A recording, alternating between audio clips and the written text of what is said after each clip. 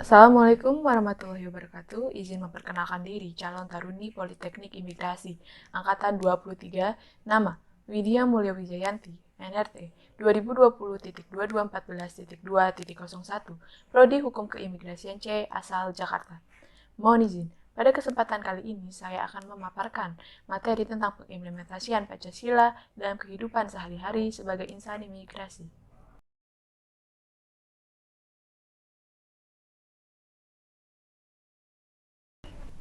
Sebelum masuk dalam pengimplementasian Pancasila, saya akan memberikan pengertian dari Pancasila itu sendiri.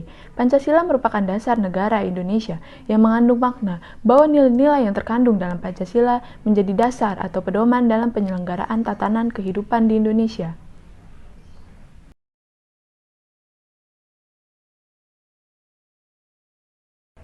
Sila pertama, ketuhanan yang Maha Esa. Pada sila ini, setiap warga negara harus menjunjung tinggi agama dan kepercayaannya terhadap Tuhan yang Maha Esa.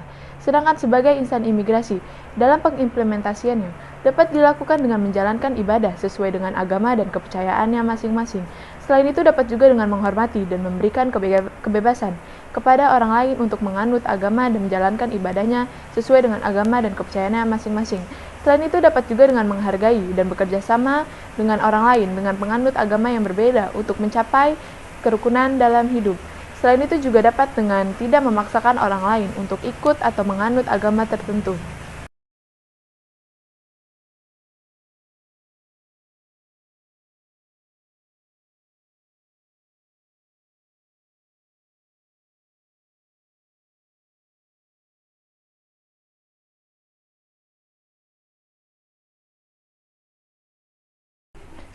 Sila kedua, kemanusiaan yang adil dan beradab.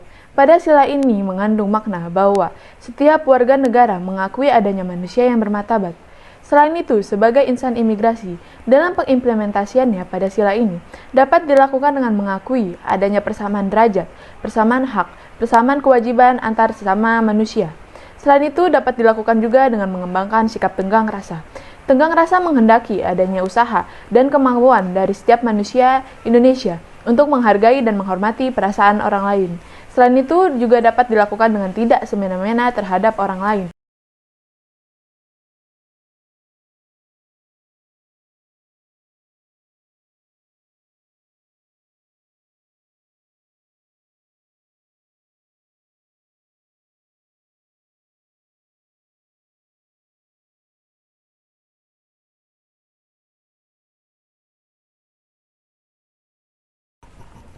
Sila ketiga, Persatuan Indonesia.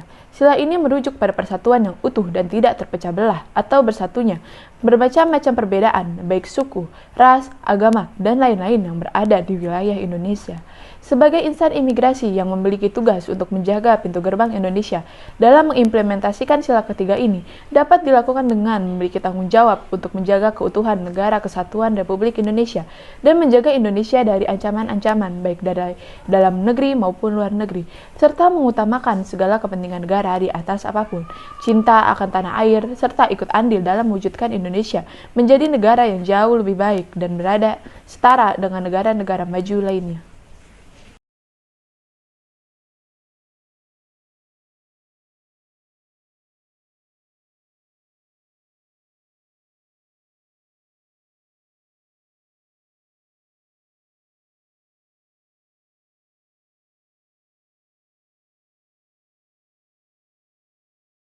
Sila keempat, kerakyatan yang dipimpin oleh hikmat kebijaksanaan dalam permusyawaratan perwakilan.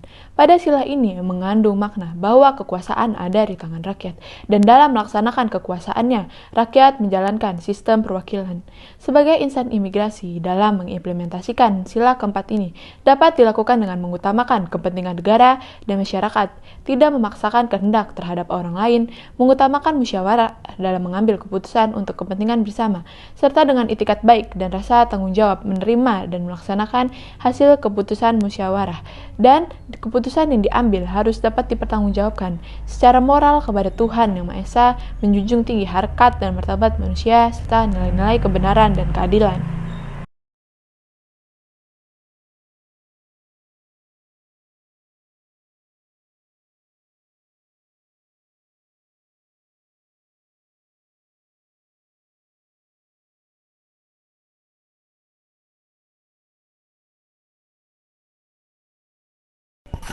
Sila kelima, keadilan sosial bagi seluruh rakyat Indonesia.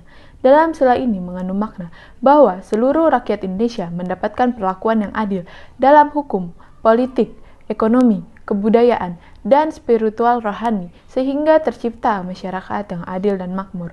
Sebagai insan imigrasi, dalam mengimplementasikan sila kelima ini dapat dilakukan dengan mengembangkan perbuatan-perbuatan yang luhur, mencerminkan sikap dan suasana kekeluargaan dan kegotong royongan. Yang kedua dengan bersikap adil sesuai dengan kebutuhan manusia untuk hidup layak dan tidak diskriminatif dalam melayani masyarakat. Yang ketiga dengan menjaga keseimbangan antara hak dan kewajiban. Yang keempat dengan menghormati hak orang dan memberikan peluang orang lain dalam mencapai hak dan tidak berusaha menghalang-halangi hak orang lain, serta menjauhi sikap pemerasan terhadap orang lain.